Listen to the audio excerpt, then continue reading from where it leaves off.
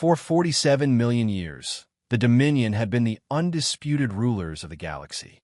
Their crystalline forms could phase through matter at will. Their consciousness could inhabit multiple bodies simultaneously, and their technology bent the fundamental forces of physics like clay in a sculptor's hands.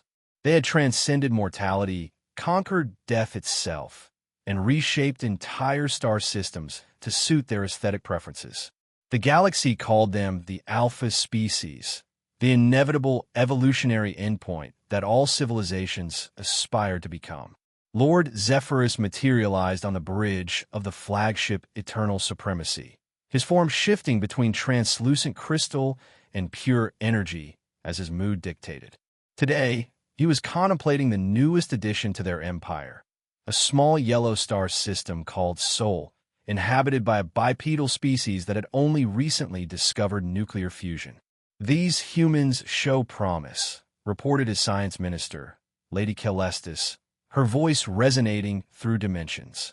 "Aggressive expansionist tendencies, rapid technological development, and sufficient intelligence to eventually serve as useful vassals." Zephyrus nodded, his crystalline face reflecting starlight in impossible patterns.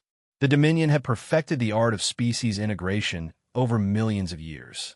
Arrive with overwhelming force, demonstrate technological superiority, offer a choice between servitude and extinction.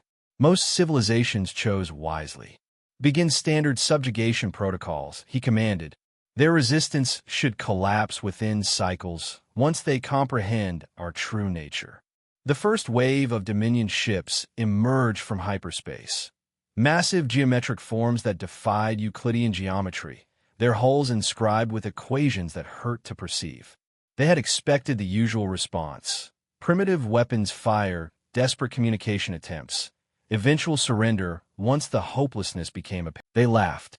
"Unknown entities," came the transmission from Earth's primary defense platform, the voice carrying an emotion the Dominion had never encountered in first contact situations: genuine amusement. "This is Admiral Catherine Shaw of the United Earth Defense Force. Thanks for the target practice." What followed wasn't a battle. It was an education in how fundamentally the Dominion had misunderstood the nature of warfare. The humans didn't use conventional weapons. They didn't fire projectiles or energy beams. Instead, they launched something far more terrifying: mathematics. The first salvo came in the form of quantum paradox bombs, weapons that convinced reality itself that the Dominion ships had never existed. Zephyrus watched in horror as the inevitable victory simply stopped. Not destroyed, not damaged. It ceased to be a thing that had ever been. "Impossible!"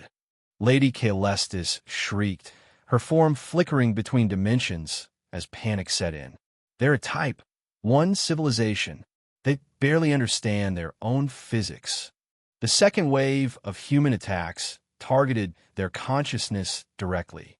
Somehow, these primitive bipeds had weaponized philosophy, launching recursive logic loops that crashed Dominion minds, paradoxes that made their transcendent thoughts collapse into infinite recursion. Lord Zephyrus felt his 47 million years of existence beginning to doubt. The humans weren't just fighting their technology, they were fighting the very concepts that made the Dominion possible.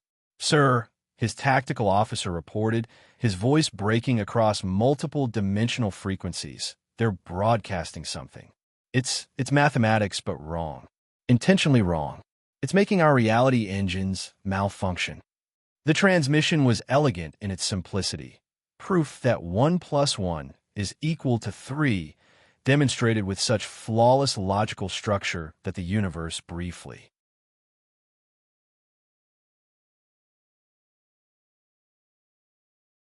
considered accepting it as truth. Dominion ships began calculating themselves out of existence, their perfect crystalline forms unable to process the beautiful impossibility of human mathematical warfare. Zephyrus tried to phase through matter to escape, only to discover that humans had somehow convinced local spacetime that matter and energy were the same thing, but also completely different things, but also didn't exist at all. His last coherent thought, as reality unraveled around him, was a simple question: How had a species that still fought wars with metal projectiles learned to weaponize the concept of existence itself? The answer came in the form of a final human transmission, broadcast across all dimensional frequencies. For 47 million years, you've been the apex predators of this galaxy. Congratulations, you just met the species that figured out how to hunt concepts. Oh, and by the way, we've been playing dumb this whole time. We mastered reality manipulation 3 centuries ago. We just thought conventional physics was more sporting.